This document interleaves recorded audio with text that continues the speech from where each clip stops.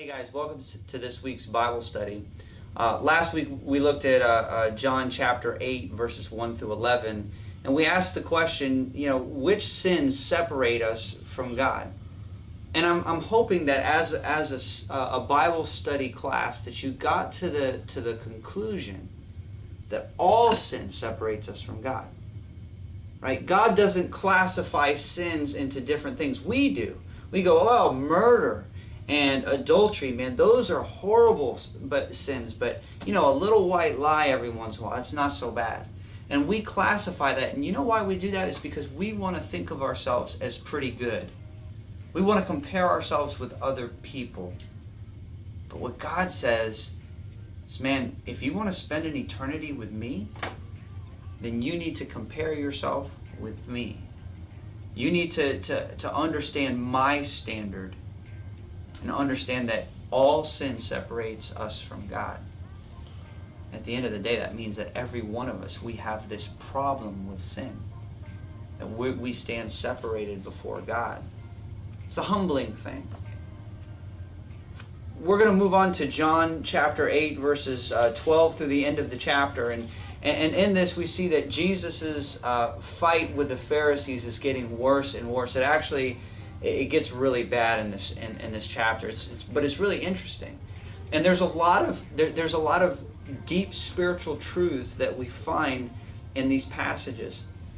And so, as we look at these passages, the question this week is, who or what is Jesus? Because he's making some bold statements in here. And so what exactly is Jesus, or who exactly is Jesus? In fact, the Pharisees are trying to pin him down and nail him down. Who are you saying that you really are? Now, go ahead and open up your Bibles. I just want to take you through some difficult things in the passage, or maybe some things that we should highlight. Verse 12, he says, I am the light of the world, and whoever follows me will never walk in darkness, but will always have the light of life. I want you to remember that light and life and darkness and all of those concepts were actually found in John chapter 1.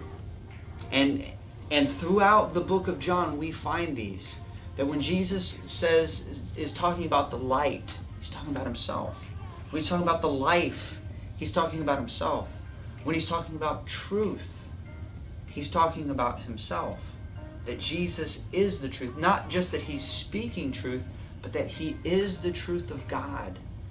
Those are some key principles. In verse 13, you're going to find that the Pharisees are questioning him about who is validating his testimony.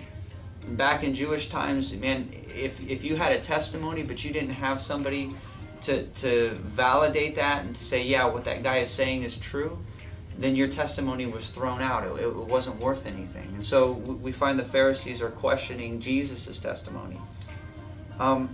Jesus says some crazy things in this chapter. He says, man, you are from below and I'm from above. You are from this world and I am not from this world. I'm going to challenge you as a Bible study group, what does that mean? What is Jesus trying to communicate with that? Down in verse 28, we see, he says, when you have lifted up the Son of Man, then you will know. And you have lifted him up. And he's using some of the same phrases that he used in John chapter 3 when he was talking to Nicodemus. Remember, he told Nicodemus, when they lift up the Son of Man, just like Moses lifted up the staff with the snake on it in the desert. And anybody who was bitten by a snake, if they looked at that staff, they would live. But if they didn't look on that staff, they would not live. And in the same way, Jesus is saying, man, when I'm lifted up on a cross, anyone who looks at me will be forgiven of that sin. Verse 32 is the most quoted sentence, one of the most quoted sentences in all of the Bible. Probably, I should say this, it is the most misquoted sentence in all of the Bible. Then you will know the truth, and the truth will set you free. And so many people use that quote not realizing that Jesus was referring to himself. You could literally take Jesus' name and insert it in there. Then you will know Jesus, and Jesus will set you free. There's a discussion a little bit later on about Abraham's descendants, and for those of you who are new to this whole Bible study thing, Abraham was the great-great-great-great-great-great-grandfather of the entire nation of Israel. All the Jews can trace their lineage back to Abraham. Abraham was the beginning, right? And so Abraham is thought of as the best, right? And so there's this debate. Are you saying, Jesus, that you're better than Abraham? Because nobody's better than Abraham. And then verse 58, he says, man, before Abraham was born, I am. And one of the things I want you to understand is that nobody used those words, I am. Let me tell you why. Because in the book of in the book of Exodus, when Moses was talking to God in the desert, and God was telling Moses, I want you to go back, and I want you to take the people out of Egypt, out of bondage.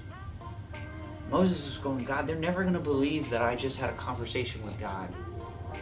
If they ask me what your name is, what should I tell them?